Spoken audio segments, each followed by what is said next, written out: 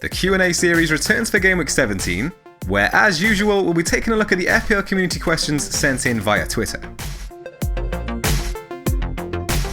Who is the best replacement for David Silva? Pep Guardiola recently confirmed that the Spaniard will be sidelined for a few weeks with a muscle injury, leaving his owners with a transfer decision to make. When comparing midfielders with a price of 9 million or less over the last 6 game weeks, it's Felipe Anderson and Heung-min Son who come out on top for efforts on target, with 9 apiece. The pair have also been directly involved in 6 goals during that period, which is at least 2 more than any other midfielder within this group of players. Son has started in each of the last 4 league games, but with a wealth of alternative options in attacking positions, Pochettino may be inclined to rotate the South Korean over the busy Christmas period. Felipe Anderson may therefore be the way to go, given his greater assurance of starts. West Ham face Watford and Brighton in their next 2 home fixtures, amongst trips to Fulham, Southampton and Burnley. Best defender with attacking potential in the coming game weeks. Over the last 6 game weeks, no defender has provided more attempted assists than Lucas Digne, but Everton have back-to-back games against Man City and Spurs in the next 2 game weeks.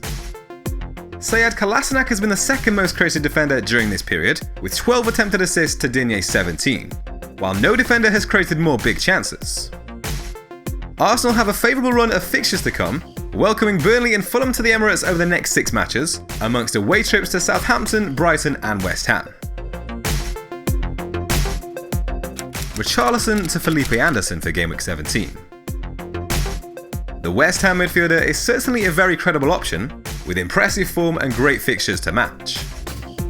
In the short term, this is a move that may well pay off, given Everton's tough schedule in the next 2 game weeks, but Richarlison will still face Burnley, Brighton, Leicester and Bournemouth in the next 6 game weeks. Over the last 6 game weeks, the Everton man's tally of 14 efforts from inside the box is level with Salah. No midfielder has attempted more than the pair.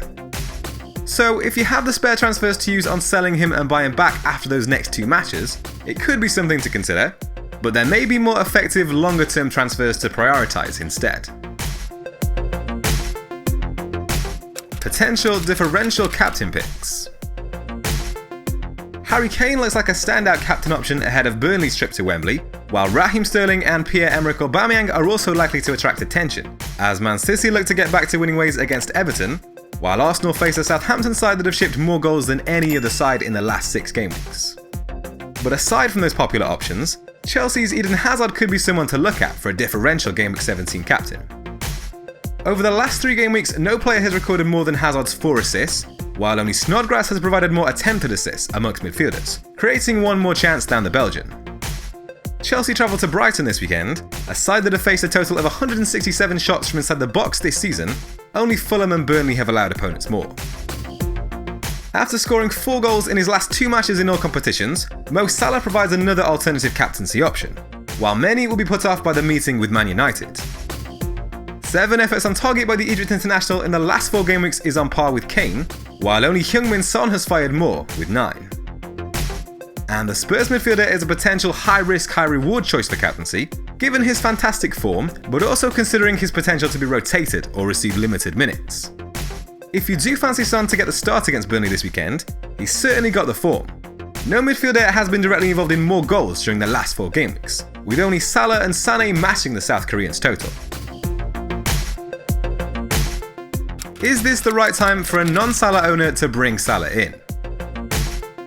This is a tough one to answer, because bringing Salah in is likely to mean removing a premium asset to create space, and at the moment the likes of Sterling, Hazard, Kane and Aubameyang are all delivering the goods. Prior to his hat-trick last weekend, a number of FPL managers had recently downgraded the Egypt international, and many more would have been considering doing the same, and one of the main reasons for that were Liverpool's upcoming fixtures. The Reds face Man United, Wolves, Arsenal and Man City in 4 of the next 5 league matches, and Salah has struggled against top 6 sides this season, with no goals and no assists during league matches against Spurs, Chelsea, Man City and Arsenal so far. So it might be worth hanging on to see if we see a different story this weekend, when Man United come to Anfield, before tearing up your team to bring Salah back in. Who are the good low-price forward options below £7 million? With 10 FPL goal involvements apiece this season, Mitrovic and Jimenez have been the two best performing forwards that are currently priced below £7 million. The pair also sit first and second amongst that group of players for shots on target, with 20 for Mitrovic and 19 for Jimenez so far. Over the last 6 game weeks, we've seen a couple more options come into play, with Rashford and Rondon joint top for shots on target amongst forwards priced under 7 million.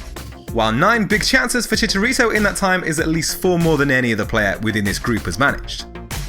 With West Ham's favourable fixtures, and the absence of Marco Arnautovic through injury, Javier Hernandez could be the one to go for.